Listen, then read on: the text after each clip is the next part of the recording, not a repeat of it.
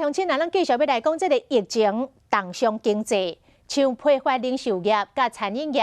，2月甲3月的营业额共减将近1500亿。行政院第2波的纾困重点是针对民生的产业，包括个人会当申请延慢纳税甲纳电信费，企业有水电费的减免，每个月上最10万块，同时嘛要发补助费予弱势族群。行政院无排除，也有第3波的纾困的方案。暗时10点半你开车入去辽宁街，起码你开卡车进去也可以。本来生意真好，即马拢无啥生意。台经院公布2月份制造业、服务业、营建业景气拢无好，会败到什么程度也唔知。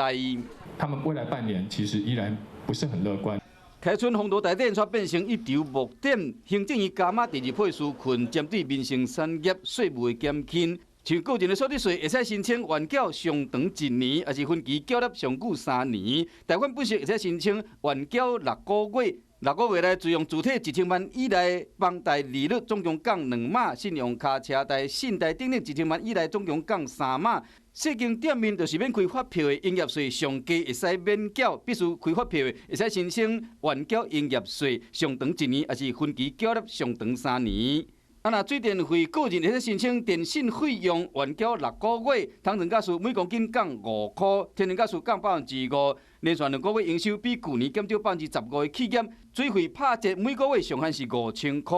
电火钱减免，这是或者服务业甲中小企业等等低压的用户，每个月上限减10万；高压用户减收基本电费，2年内免收手续费。补助弱势老大人甲儿童身障人士，每个月交发生活津贴1500块，总共发3个月。航空业有专案的用资500亿。先让企业能够存活，不然等到现在公司关掉了、裁员、减薪等等，这个以后要回来就很麻烦。三大产业上界凄惨，经济部的统计，批发、零售、餐饮业2月份甲3月份营业额都差不多1500亿，当然要赶紧救这个产业。